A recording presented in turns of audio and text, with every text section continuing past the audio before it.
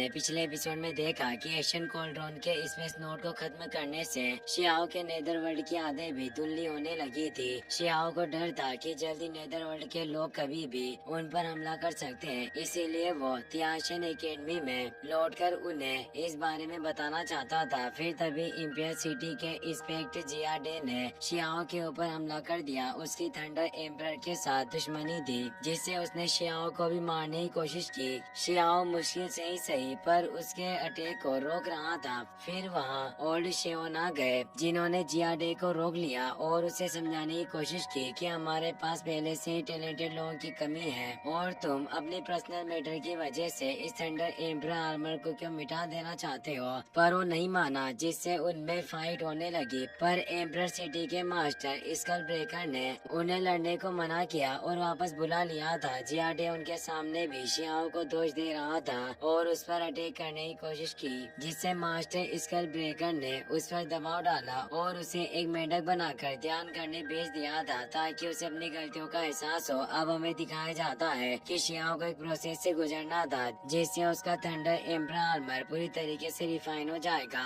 और उसकी पावर काफी बढ़ जाएगी, जिसके लिए वहाँ पर कई सारे एशियन प्रीस्ट मौजूद थे जो एक क्लीजिंग एरे को एक्टिवेट कर सकते थे, जिससे ही किसी भी चीज की मरम्मत करके उसे रिफाइन किया जा सकता था। मास्टर स्कल ब्रेकर भी उनके साथ अपनी पावर को एक्टिवेट करते हैं, जिससे ये थंडर एम्परर सूट की रिफाइन प्रोसेस शुरू हो जाती है। और बताया जाता है कि थंडर एम्परर ने प्राचीन समय में इस 9 हेवन एंड 10 अर्थ को प्रोटेक्ट किया था। जब दूसरी दुनियाओं के लोगों ने उन पर हमला किया था, उस वक्त थंडर एम्परर की डिवाइन बॉडी ने ही अपनी थंडर एनर्जी से उन सभी को रोक लिया। पर इससे थंडर एम्परर भी काफी घायल हुए थे और उनका सूट भी काफी डैमेज हुआ था। शियाओ को भी इस दर्द को सहना पड़ रहा था, क्योंकि आर्मर की वजह से वो उनके साथ जुड़ गया था। मास्टर स्कल ब्रेकर अपने पास से एक स्क्रॉल को बाहर निकालते हैं और उसमें सभी एशियन प्रीस्ट और अपने अपने ब्लड ड्रॉप को ऐड करते हैं, जिससे एक पावरफुल तेलिस्मान क्रिएट होता है और कई सारी डिस्क के साथ वो एक पावरफुल एनर्जी क्रिएट हुई। शियाओ की बॉडी से भी ड्रैगन बाहर निकल आया था और इस एनर्जी से थंडर एम्परर आर्मर पूरी तरीके से रिफाइन हो जाता है, जो अब फुल अपग्रेड हो गया। इससे शियाओ का डिफेंस और ऑफेंस अब काफी पावरफुल हो गया। स्कल ब्रेकर शियाओ को अपने पास बुलाते हैं और उसे कहते हैं कि तुम्हारे बेहतर फ्यूचर के लिए मैं तुम्हें एक मौका देना चाहता हूँ, जिससे तुम काफी आगे बढ़ पाओगे। और वो एक वाइड रिफ्ट को ओपन कर देते हैं, जो एक तरह का 5 याओ तोंग जुआन फॉर्मेशन था, जिसकी मदद से किसी को भी 9 हेवन एंड 10 रियल्म की किसी भी जगह पर भेजा जा सकता था। शियाओ इस मदद के लिए स्कल ब्रेकर को थैंक्स कहता है और अब उस फॉर्मेशन से उस जगह से निकल जाता है। अब हमें दिखाया जाता है कि शियाओ एक अलग ही जगह पर आ गया था, जिस जगह को सेंडाई टावर के प्राचीन खंडरों के नाम से जाना जाता था। शियाओ को एहसास होता है कि इस जगह की स्पिरिचुअल एनर्जी काफी ज्यादा रिच है। वास्तव में ये जगह 3000 स्टेट से काफी अलग है, पर उस जगह पर पहले ही काफी सारे पेटिशनर मौजूद थे जो कई सालों से उस जगह पर फंसे हुए थे। वो काफी ज्यादा परेशान थे कि आखिर वो कब इस जगह से बाहर निकल पाएंगे। वहाँ मौजूद एक पेटिशनर कहता है कि क्या तुम लोग गिड़गिड़ाना बंद करोगे। ब्रोकन कॉपर एल्डर इतने सालों से यहाँ मौजूद है, फिर भी वो कितने शांत है। ब्रोकन कॉपर एल्डर कुछ सिक्कों को चालकर भविष्यवाणी कर रहा था, जिसके अनुसार उसे पता चलता है कि इस कोर्नेलियो पैलेस में परिवर्तन दिखाई देंगे, क्योंकि जल्दी एक अजनबी व्यक्ति यहाँ आने वाला है जिससे फूल खिलेंगे और उसमें बुद्धा दिखाई देगा। वो हैरान था क्योंकि उसने 2 बार प्रेडिक्शन की, पर हेक्साग्राम में सेम प्रेडिक्शन आया था। तभी शियाओ वहाँ जाता है, जिसके प्रेशर से सभी हिल जाते हैं। शियाओ इतने सारे लोगों को देखकर हैरान था। कॉपर एल्डर सोचता है कि क्या ये वही अजनबी व्यक्ति होगा जो हमें इस जगह से बाहर निकालेगा। शियाओ को तियाशिन एकेडमी पहुँचना था, क्योंकि उसे पता होता है कि उसके दोस्त उसका इंतजार कर रहे होंगे, इसीलिए वो पूछता है कि क्या तियाशिन एकेडमी है। तो एक पेटिशनर कहता है कि आखिर ये तियाशिन एकेडमी क्या है और यह कब स्थापित हुई। हमने तो केवल इमोर्टल और होली एकेडमी के बारे में ही सुना है। कॉपर एल्डर भी शियाओ के पास आकर कहता है कि ये एक निर्वासन का स्थान है जहाँ उन लोगों को प्रयासित करने के लिए भेजा जाता है जो गलती करते हैं। अगर तुम सच्चाई को समझ सको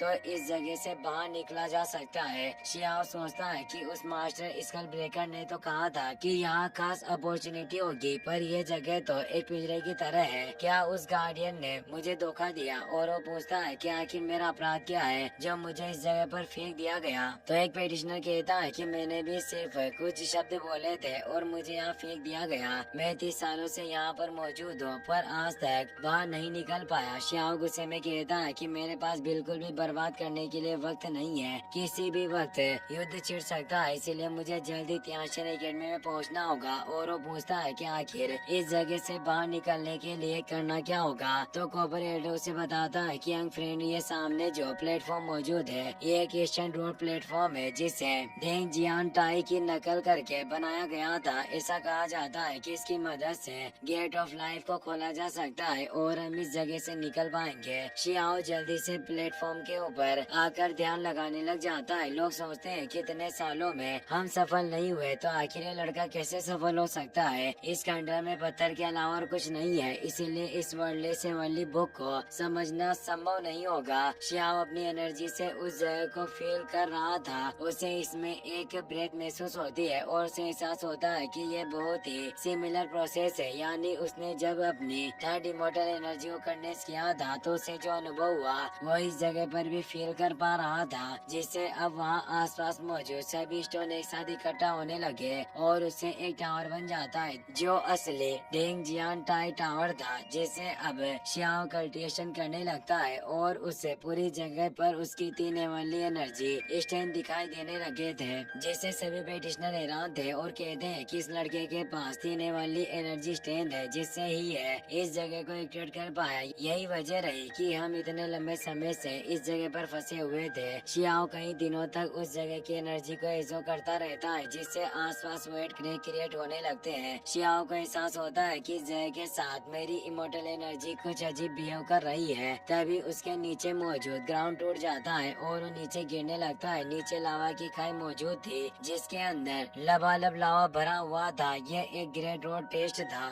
जिसे शियाओ को पार करना है। ऊपर दीवारों से कई सारे हाथ निकलकर उस पर अटैक करने की कोशिश कर रहे थे। शियाओ फायर से खुद को बचा रहा होता है जिसके लिए वो अपनी हेवनली एनर्जी का इस्तेमाल करता है, पर वो खुद को लावे में गिरने से बचा नहीं पाता। बाहर मौजूद एल्डर और पेटिशनर परेशान होते हैं पर शियाओ को कुछ नहीं हुआ और वो एक फ्लावर के साथ बाहर निकला। ये फ्लावर ऑफ एवेन्यू था जिसके फर्स्ट स्टेप को शियाओ ने अचीव कर लिया था, जो एक रियल में ऊपर के पेटिशनर से भी लड़ने में मदद कर सकता था, जिससे शियाओ की पावर में वृद्धि हुई। लोग हैरान थे कि ये लड़का अभी तक गॉड रियल में भी नहीं पहुंचा और इसने फ्लावर ऑफ एवेन्यू को हासिल कर लिया। कॉपर एल्डर को अपनी भविष्यवाणी याद आती है कि जब एक अजनबी आएगा तब बुद्धा की शक्तियों वाला फ्लावर खिलेगा और ऐसा ही हुआ। शियाओ भी सोच रहा था कि मैंने स्कल ब्रेकर को दोषी ठहराया पर वास्तव में उन्होंने मुझे काफी रेयर अपॉर्चुनिटी दी। और अब शियाओ अपनी पावर से गेट ऑफ लाइफ को ओपन कर लेता है और सभी पेटिशनर से बोलता है कि कौन कौन मेरे साथ आना चाहता है। सभी उस होटल के अंदर चले जाते हैं। शियाओ भी उसके अंदर जाता है। अब हमें एक टेलीपोर्टेशन एरिया का सीन दिखाया जाता है जहाँ एक तेज रोशनी के साथ शियाओ, एल्डर और 3 पेटिशनर वहाँ जाते हैं। कॉपर एल्डर शियाओ का शुक्रिया अदा करते हैं और बताते हैं कि तुम्हारी वजह से हम बाहर निकल पाए, वरना ना जाने हम कब तक और यहाँ फंसे रहते। एक पेटिशनर भी कहता है कि अगर आपको फ्यूचर में कोई भी मदद की जरूरत हो तो मेरी चेन फैमिली निश्चित रूप से आपकी मदद करेगी। रेड ड्रैगन फैमिली का मेंबर भी कहता है कि मेरी फैमिली के दरवाजे भी आपके लिए हमेशा खुले रहेंगे, पर सेवियर हम आपका नाम नहीं जानते। शियाओ कहता है कि मेरा एक ही नाम है जो वांग है। तभी वहाँ मौजूद एक एल्डर जो शराब पी रहा था वो वांग का नाम सुनकर डकार मारता है। इससे काफी बदबूदार गैस वहाँ फैल जाती है। शियाओ अपनी नाक बंद कर लेता है और हैरानी से देखने लगता है कि आखिर यहाँ कौन है जो ऐसे धमाके छोड़ रहा है। शियाओ को गैस की वजह से वो एल्डर दिखाई नहीं दे रहा था, पर एल्डर शियाओ से कहता है कि क्या तुम 3000 स्टेट के वांग हो। ये बोलने से वापस वहाँ गैस फैलती है। शियाओ पूछता है कि आखिर तुम हो कौन जो मुझसे पूछ रहे हो। वो बताता है कि मैं इस फॉर्मेशन का गार्डियन युआन किंग हूँ। तुमने तियानशन एकेडमी के एनरोलमेंट पीरियड को मिस कर दिया और अब इस ट्रांसमिशन फॉर्मेशन को एक्टिवेट करने की हिम्मत की, जिससे तुम जानते भी हो कि हमें कितना बड़ा नुकसान हुआ। वो अपनी वाइन से कई सारे शार्ट को क्रिएट कर लेता है जिनको उसने शियाओ पर पॉइंट कर दिया था, पर शियाओ बिल्कुल भी नहीं डरा। इसलिए वो बोलता है कि तुम काफी बहादुर हो। कॉपर कोइन एल्डर कहता है कि यह युआन फैमिली का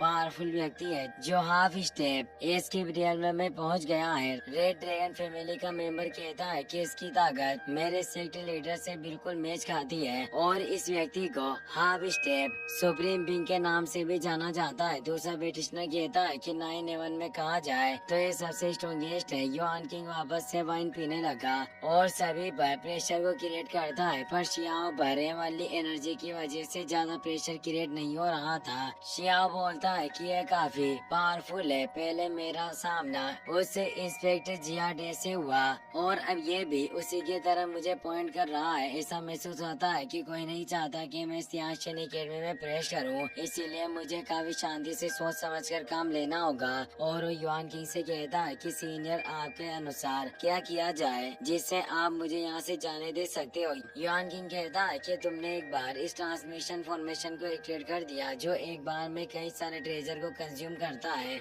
अगर तुम इसके मुआवजे के तौर पर स्पीड स्टोन देने के लिए तैयार हो तो मैं तुम्हें यहाँ से जाने दूंगा। कोबर किंग और बाकी पेटिशनर जानते थे कि ये जानबूझकर शियाओ के साथ परेशानी पैदा कर रहा है, इसीलिए शियाओ के आगे आकर कहता है कि इस फॉर्मेशन को एक्टिवेट करने के लिए ही बनाया था ताकि बाहरी व्यक्ति यहाँ आ सके। तो फिर आखिर हुआन की इसमें क्या गलती हो सकती है? अगर तुम्हें लगता है कि तुम किसी को भी ऐसे ही धमका सकते हो तो मेरा कबीला कभी भी तुम्हें माफ नहीं करेगा। युआन किंग बोलता है कि तुम काफी बोलते हो। मैंने आज तक जो भी काम किया उसके लिए मैंने किसी को एक्सप्लेनेशन नहीं दिया और मुझे नहीं लगता कि किसी के पास मुझे रोकने की काबिलियत है और वो अपने शॉट को आगे बढ़ाता है। इसी के साथ ये एपिसोड यहीं पर खत्म हो जाता है।